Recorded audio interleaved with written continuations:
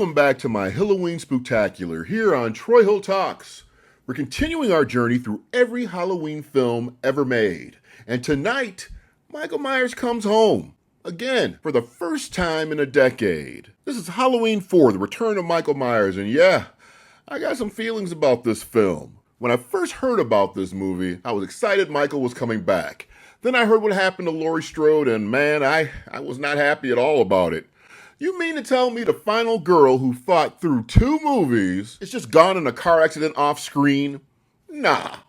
Laurie Strode deserved way better. What was your reaction when you first found out Laurie Strode was killed off screen? Did it hurt the movie for you? Or were you just happy that Michael Myers was back? Drop your thoughts in the comments. I would love to see your thoughts. So it's 1988. Slasher films are everywhere. Friday the 13th has Jason, Nightmare on Elm Street has Freddy, and the horror audience wants more icons. After the backlash from Season of the Witch, Universal decides bring back the Boogeyman, Michael Myers. But there's a problem.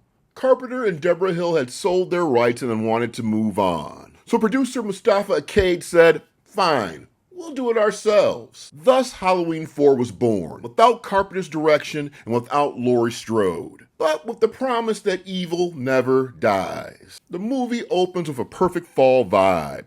Gray skies, scarecrows, cornfields. You know, it just feels like Halloween. 10 years after the hospital explosion, Michael Myers is in a coma, being transferred to another facility, because that always ends well. He overhears that he has a niece named Jamie Lloyd, Laurie's daughter, and boom, the Boogeyman awakes. Jamie, played by a young Danielle Harris, is having nightmares about a man in a mask who won't leave her alone. Her foster sister Rachel becomes the new protective figure, basically the Laurie Strode vibes in training role. And from there, the hunt begins. We've got Donald Pleasance back as Dr. Loomis, now burned, grizzled, and completely unhinged. He's out here yelling at doctors, cops, and anyone who will listen.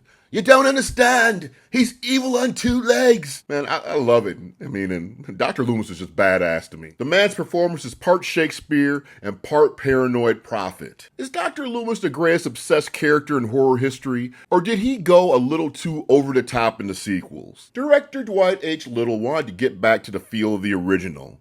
You can tell. The atmosphere is tight, the lighting is creepy, and the Midwestern aesthetic is on point. Halloween 4 feels like a fall in a small town. Pumpkins on porches, police radios crackling, and shadows lurking where you swear someone's watching. The mask, though. Let's talk about it.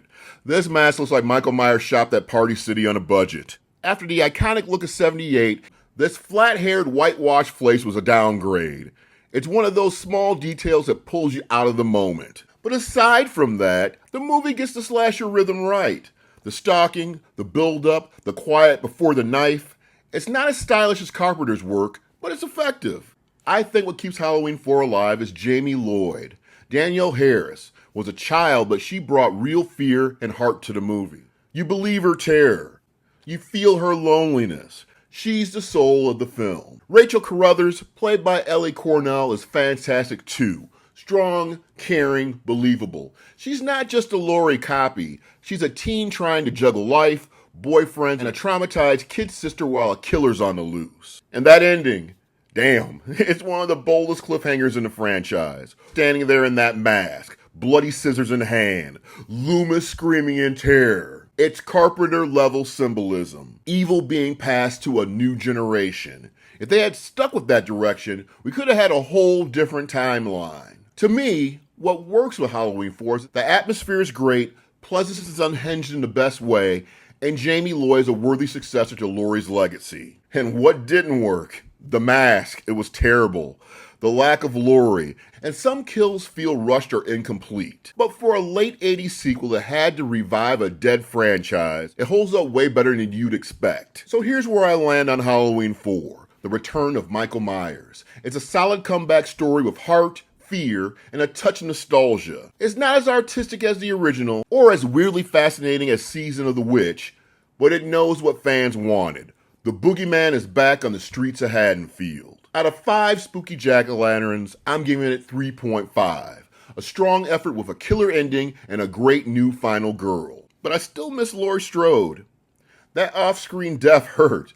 I wanted closure, not a headline. And thankfully, decades later, Jamie Lee Curtis will get her chance to finish the story the right way. Now it's your turn. Where does Halloween 4 rank for you? Did you like the new direction with Jamie Lloyd? Or were you still Team Laurie all the way? Drop it in the comments, hit subscribe, and stick around as we keep cutting through the Halloween franchise for the Hilloween Spooktacular. Follow me on TikTok and Instagram at Troy Hill Talks, binge the playlist, and as always, keep it real and keep it spooky. See you next time. Take care.